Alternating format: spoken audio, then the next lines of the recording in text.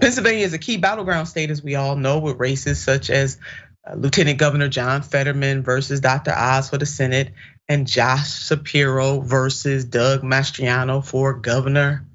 The Pennsylvania Supreme Court is throwing a wrench into the midterms by targeting mail-in ballots. Now, Pennsylvania Supreme Court, I just want to know, inquiring minds want to know, what has a mail-in ballot ever done to you? Please let us know, because this is what you're doing to the mail-in ballots. Make no sense. How did they offend you and your sensibilities? What you are doing, you're rocking the very foundations of democracy. So here's the deal. The Pennsylvania Supreme Court ruled Tuesday that state election officials cannot count ballots submitted without a correct date on the outer envelope, siding with a coalition of Republican groups that sued to block undated mail-in ballots. As if the date on the envelope is the most important thing. It is not. Doesn't stop these people.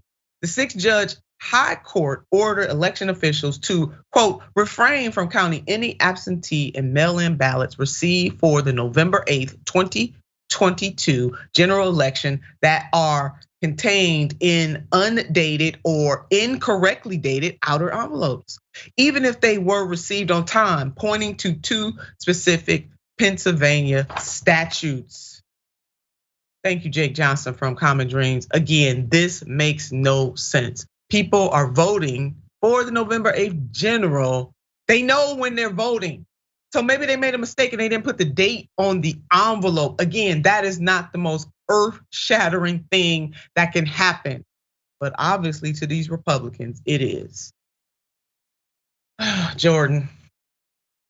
Yeah, this is another instance of the, they seem like little adjustments, little tweaks around the edges, but it's a way that state legislators have tried to suppress the vote. Just one little adjustment here. Oh, you just got to put the date here on the envelope. What that has to do with your ballot, I don't know.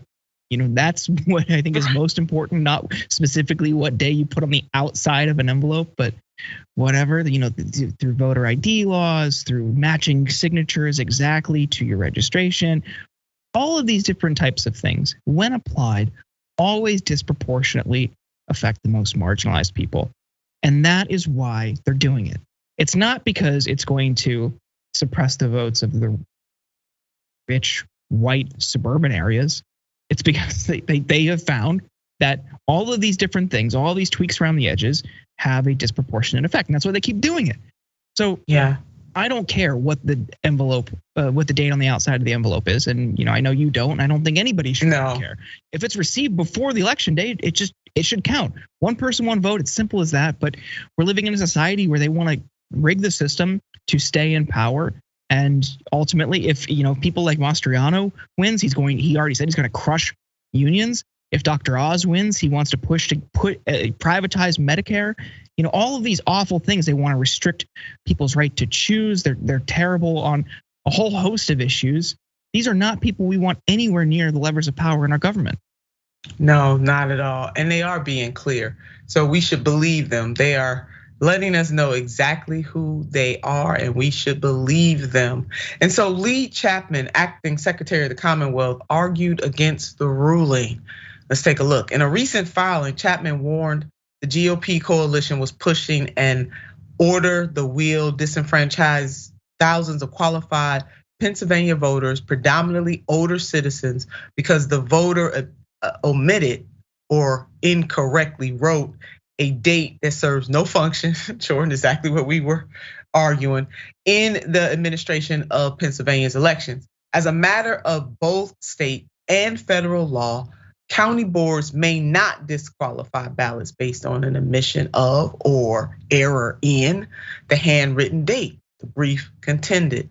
Again, it makes no sense except for if you are trying to rig the election. It makes no sense but for the fact that you may be among those who believes that the democracy is stronger for you if less people have voice, and especially a certain type of people have voice. That's the only time stuff like that makes sense.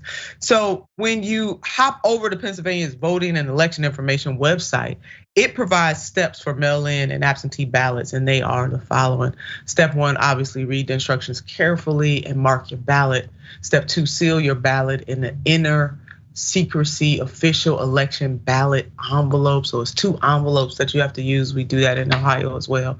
Seal inner secrecy envelope in outer return envelope. And then step 4, return a voted ballot to county elections board by 8 p.m. on November the 8th. I mean, all of these voter fraud claims are pretty much unfounded, and the GOP knows it, but they're just gonna keep riding this horse all the way. Who we elect does matter, not just the types of people we elect to Congress, not just the type of person we elect to the presidency, but the types of people that we vote for in state legislatures and Secretary of State's offices. All of these elections and offices matter. So we cannot afford not to treat the state level of government as if it is as important as the federal level, because it is, and in some cases even more so. So make sure that you get out there and you vote.